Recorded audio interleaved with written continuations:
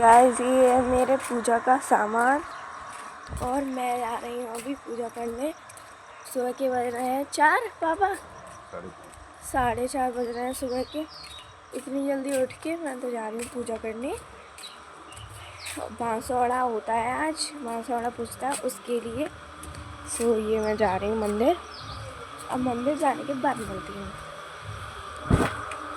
देखो कितना अंधेरा हो रहा है, रात हो रही है अभी और यहाँ हम लोग जा रहे हैं। सो गाइस अभी मैं पूजा करके तो आ चुकी थी जैसा कि आपने देखा, और मैंने चाय वाय पी ली और अब मैं हो गई बिल्कुल फ्रेश। एंड अब मैं अपने कान्हा जी को जगाऊंगी जो कि ये रहे, सो रहे हैं। उनको जगाने के बाद मैं और सारे काम करूँगी। उसके बाद मैं स्कूल के लिए रेडी होंगी और स्कूल जाऊँगी। सो अपना धीरे धीरे सारा काम करते हैं। तो अभी मैं कर रही हूँ थोड़ा लर्निंग, क्योंकि आज है मेरा हिंदी का टेस्ट एंड इंग्लिश का, तो उसका रिवीजन कर रही हूँ। वैसे मुझे काफ़ी हद तक मैंने याद कर लिया, बट अब और लर्न कर रही हूँ जैसे कि मेरी अच्छी प्रैक्टिस हो जाए और अच्छे नंबर आ जाए।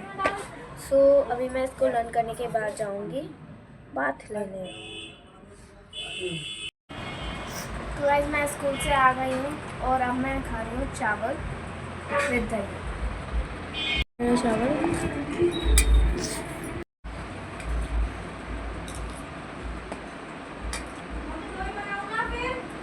guys, after coming school, I take a power nap, just 20 minutes, and then I am feeling better because मैं काफ़ी ज़्यादा स्ट्रेस्ड हो जाती हूँ, मतलब कभी परेशान हो जाती हूँ तो मुझे नींद आने लगती है।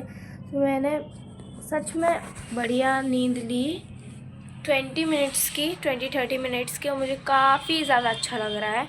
और अब मेरे ट्यूशन का टाइम होने वाला है, उससे पहले मैं थोड़े घर की डस्टिंग करूँगी और उसके बाद मैं अपना और रूटीन है जो मेरा दिखाऊँगी ट्यूशन से आने के बाद।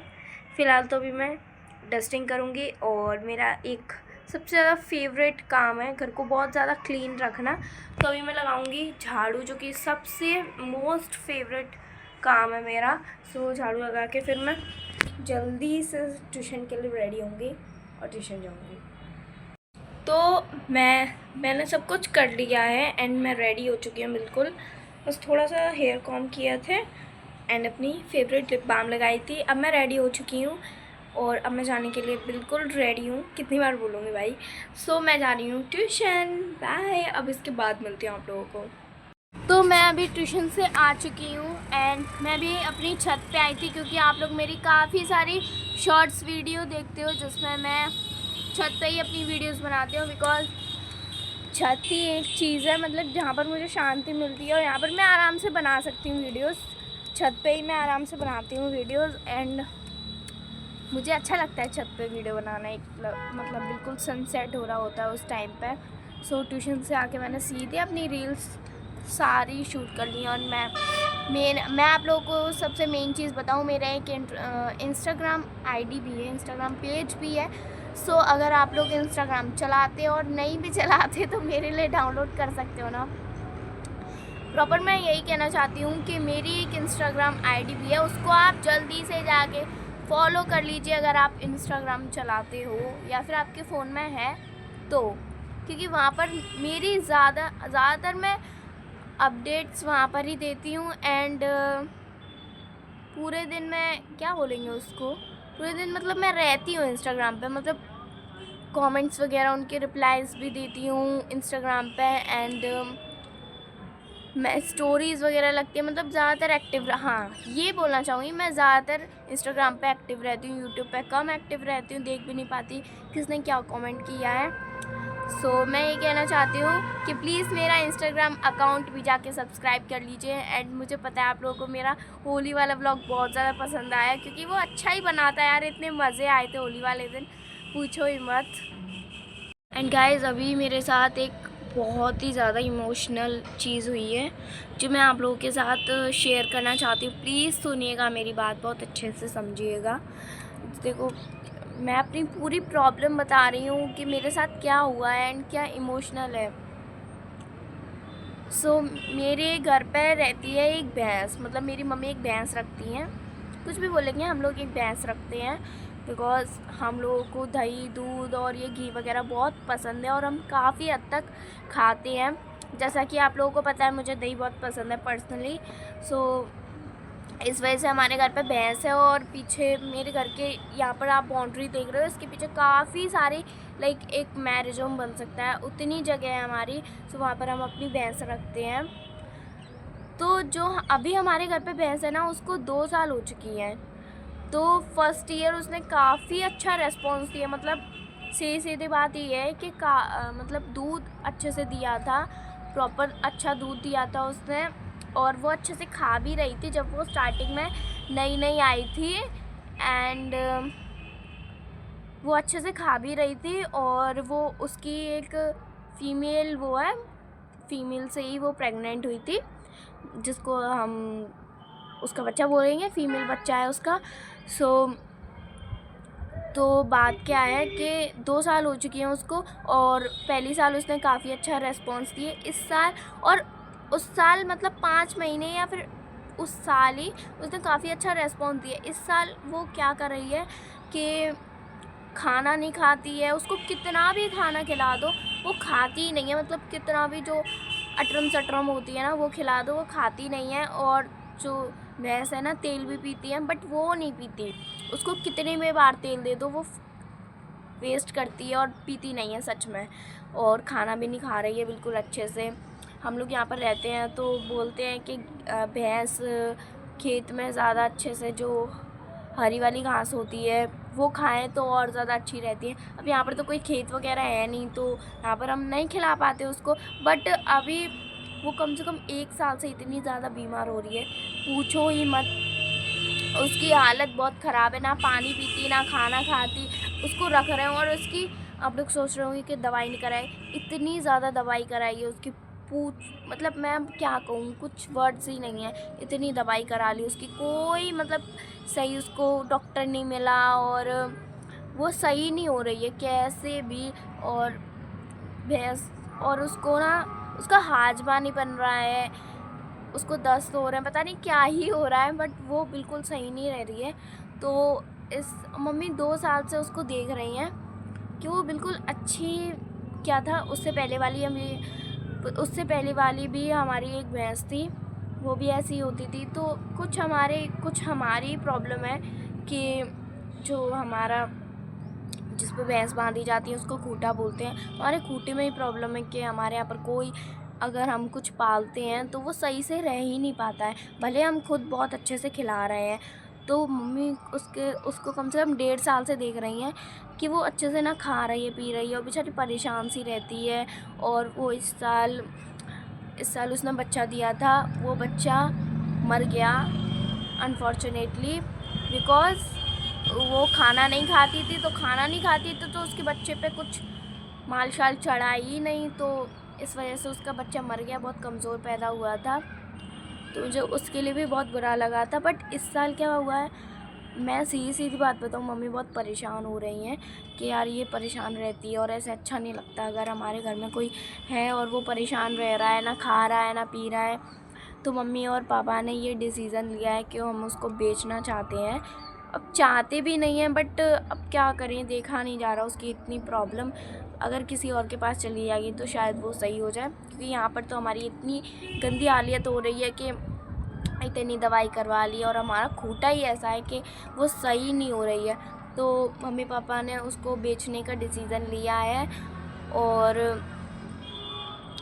तो कम से कम 10 दिन हो गए, कुछ लोग हैं उसके पीछे ही पड़े हैं। मतलब इतनी इमोशनल थिंग है ये, अब मुझे बता के रोना आएगा, आई नो, क्योंकि मैं इससे पहले भी रो चुकी हूँ। तो कम से कम वो 10 दिन से पीछे पड़े थे और वो देखने में, और कास्ट वाइज अब मैं क्या ही बोलूँ, देखने में वो ऐसे थे कि वो उस भैंस को कटवा दें, क्योंकि वो भैंस दूध भी नहीं देती है। ये भैंस हमारे घर पर कम से कम 1 साल से दूध भी नहीं दे रही है और हम इसको खिला रहे हैं पिला रहे हैं। तो ऐसा कौन ही चाहेगा, मतलब चलो हम तो कर ही रहे हैं, हम सोच रहे हैं सही हो जाए, बट ये बिल्कुल सही नहीं हो रही है। हमें देखते देखते 1.5 साल हो गई हैं, बट वो लोग इसके पीछे 10 दिन से पड़े हैं। किस वजह से? उसको कटवाने के लिए, जहाँ पर ये मांस, मैं क्या बोलूँ, जहाँ पर ये खाते हैं ना लोग मीट वगैरह, वहाँ पर वो इस भैंस को कटवाएंगे। और इस भैंस के पेट में 5 महीने का बच्चा भी है भाई।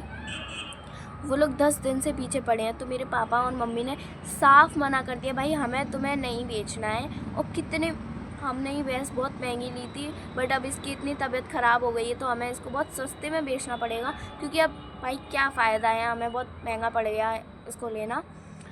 तो भाई 10 दिन से पीछे पड़े हैं और पीछे ही नहीं छोड़ रहे हैं। हम इतनी बार मना कर चुके कि नहीं नहीं नहीं, पैसे बढ़ा रहे हैं, बट हमें नहीं चाहिए पैसे, हमें उसकी जान चाहिए भाई।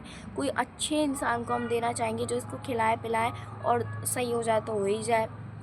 बट यार वो लोग इसको कटवाने के लिए ले जाना चाहते हैं। कौन ही चाहेगा, और वो इतनी गंदी तरीके से इसके पीछे पड़े हैं, हमें दे दो ये दे दो। किस वजह से? वो कटवाने के पीछे मेन रीज़न यही है कि वो इसको कटवाएंगे और बेचेंगे।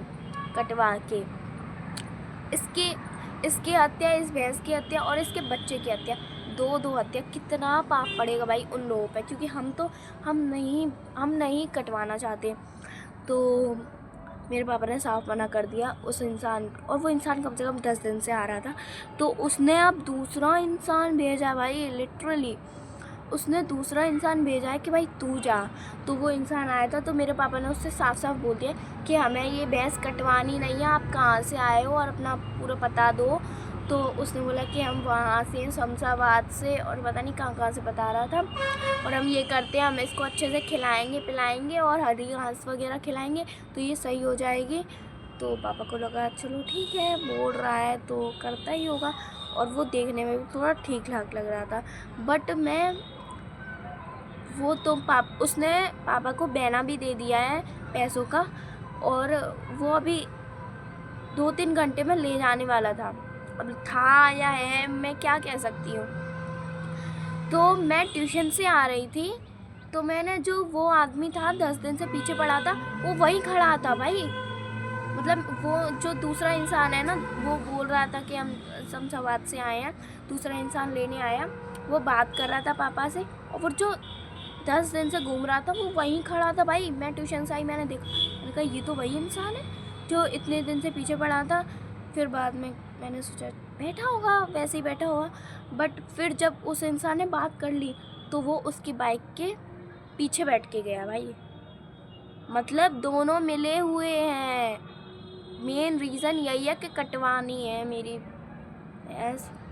और फिर मेरी मम्मी और मैं बैठे थे, तो वो सामने से निकल के जा रहा है। और जब 10 दिन पहले से वो घूम रहा है हमारे, मतलब भैंस लेने के लिए घूम रहा था 10 दिन तक, वो मुंह छुपा के गया भाई, स्कार्फ से मुंह छुपा के गया है। और इतना ज़्यादा बुरा लग रहा है।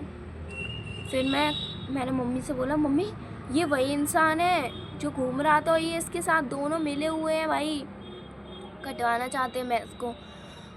तो फिर गाइस मैंने मम्मी पापा से दोनों से बोला कि मुझे बिल्कुल पसंद नहीं है, कि मैं बिल्कुल नहीं चाहती कि हमारी भैंस कटवाई जाए। मुझे सचमुच में बहुत, मतलब I am getting emotional, but मुझे बहुत ज़्यादा बुरा लग रहा है इसको देख करके कि इसकी जान जाएगी, और बहुत रोना आ रहा है, मर जाएगी, कटवा देंगे वो लोग, कैसे चीखेगी। तो मैंने पापा से मना किया। पापा ने साफ बोल दिया, साफ कह दिया कि अभी क्या ले गया है भैंस तो हमारे यहीं पर है, अभी क्या ले गया है, तो हम तो इस भैंस को बिल्कुल नहीं देंगे। पापा ने मना कर दिया। अच्छा मिले हुए हैं दोनों, हम नहीं देंगे बिल्कुल भी। अब देखते आगे क्या होता है। और सच में दोनों मिले हुए हैं। और वो पता है ऐसे पागल समझता है हमें। हम बैठे थे, हमारे सामने से निकल के जा रहे हैं दोनों। जो अभी आया था बात करके गया है कि हम इसको खिलाएंगे, वो बैठा था, और जो कटवाना चाहता था वो भी, मतलब दोनों ही कटवाने चाहते। पूरी मंडली है भाई। कितना चालाक इंसान है कि हमें तो हमारी शक्ल देख के दे नहीं रहे हैं ये लोग, तू ही चला जा, दूसरे को भेज दिया भाई। और मैं आप लोगों को अपनी एक बार भैंस भी दिखाती हूँ। तो मुझे बहुत रोना आ रहा है। आप लोग प्लीज़ कमेंट्स में बताना कि ये बात सही है या गलत है। मैं अभी आप लोगों को दिखाती हूँ अपनी भैंस। यहाँ से दिख जाती है, यहाँ बाउंड्री है। मैं अभी आपको क्लोज करके दिखाती हूँ। ये हमारी भैंस, और देखो कैसे देख रही है मेरे आवाज़ देने पर ही। वो इतनी प्यारी है, बस इसके सूख सूख के हाल ख़राब हो गया क्योंकि ये खाना बिल्कुल भी नहीं खाती। अभी भी इसका जो ड्रम है ना, इसमें खाना रखा है और ऊपर से ये वाइट वाइट दिख रहा है, ये पूरा इसका माल टाल है जो दलिया वगैरह होता है। और देखो बेचारी कितनी सूख गई है। के लिए मुझे तरस आ रहा है बहुत, तो मैंने तो मना कर दिया। अब देखते हैं क्या होता है आगे। मैंने की थी शाम की पूजा और अब मैं अपने कान्हा जी को सुलाने वाली हूँ। और सुबह मेरी पूजा नहीं पूरी कंप्लीट नहीं हो पाई थी क्योंकि मेरी बस आ गई थी भाई, मैं लेट हो गई थी। तो मैं कान्हा जी को सुला रही हूँ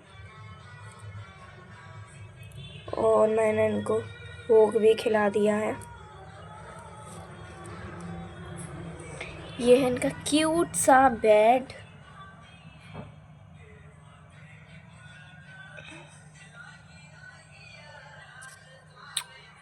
फरी आलू की सब्जी एंड